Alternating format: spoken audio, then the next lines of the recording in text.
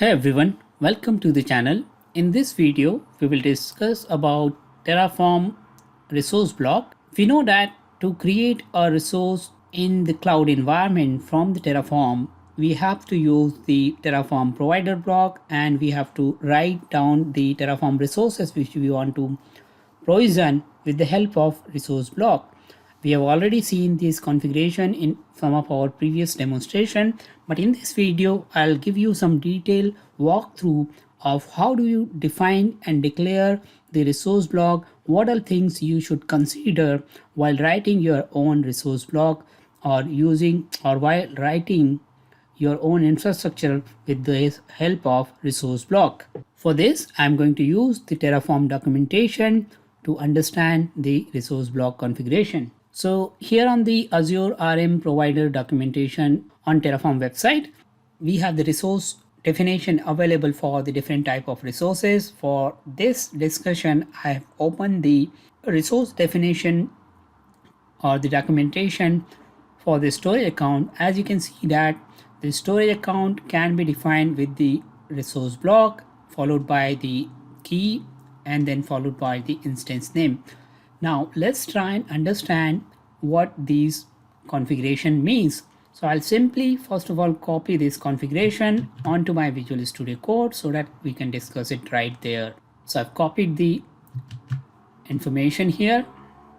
If you look at here, the very first keyword we have is the resource keyword, and as it is highlighted here in the green color, which says that it is a reserved word in Terraform. So you have, in order to provision any resource or configure any resource in any new resource from Terraform, you have to specify a keyword resource first of all, and then after the resource you have to mention the resource provider key for that specific resource which you want to specify. For example, if I would like to create a storage account, then I'll specify a resource keyword and followed by in double quotes I'll specify my storage account key name as in Azurerm underscore, which is the name of my provider, followed by the name of the resource key, which is the storage underscore account.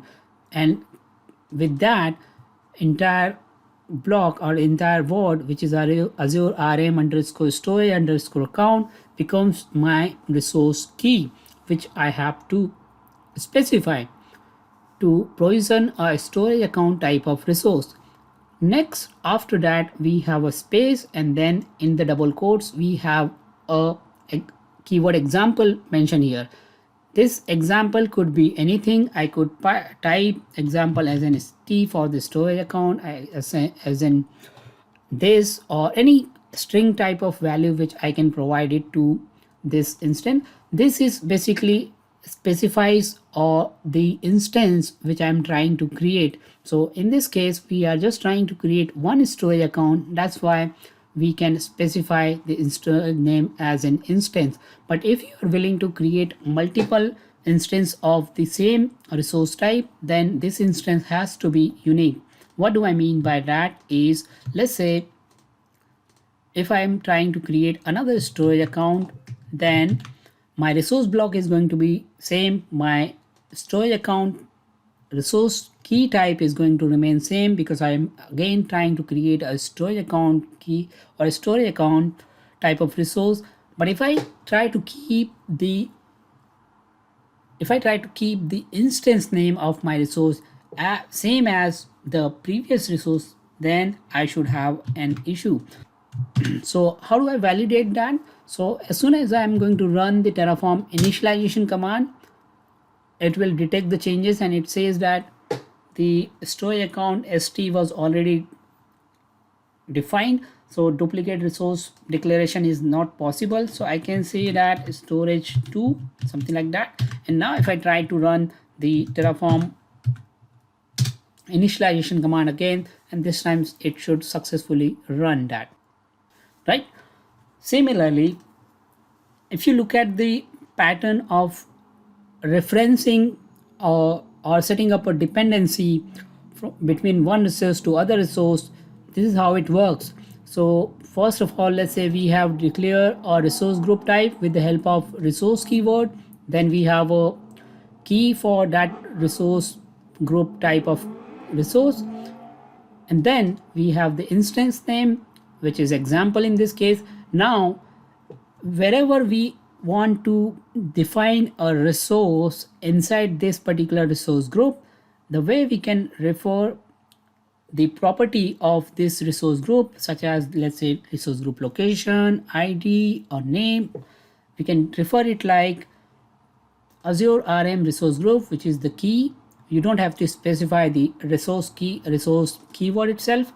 Azurerm resource underscore group, which is the name of your resource type key, then your instance name, and then the attribute of that instance. For example, I'm using the attribute as the name of the resource group, and second line I'm using the attribute which is the name of your resource group location.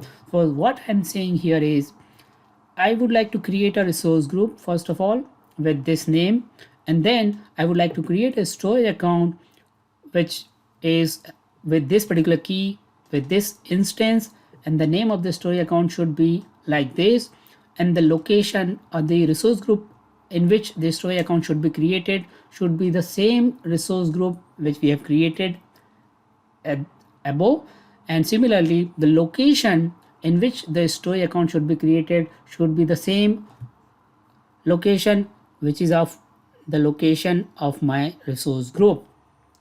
Of course, the name has to be unique. Obviously, at the compile time or at the run time, at the compile time when I'm going to run Terraform validate or Terraform plan command, it will not give me any error. When it will try to provision a resource, it will throw an error because the name of these storage account are not unique. So for example, if I would like to create a resource group, then I can give it something like that and it will provision the resources. So this is how you declare a resource block in Terraform, multiple resource block, and this is how you set up a implicit dependency. So now what will happen is Terraform, when the Terraform will run, it will try to set up a dependency. For example, it will first of all create a resource group which is RG, for example, and then after that it will try to set up a storage account which is then, and then storage account itself would have a dependency on the resource group because we are using the resource group name and resource group location property. So Terraform knows that it has to create the resource group first, and then it can create the location property first. And that's why Terraform is so good to set up the implicit dependencies if you use the property of the different resources with each other. I hope the explanation of the resource block is helpful to understand and to define your resource block as and when you need.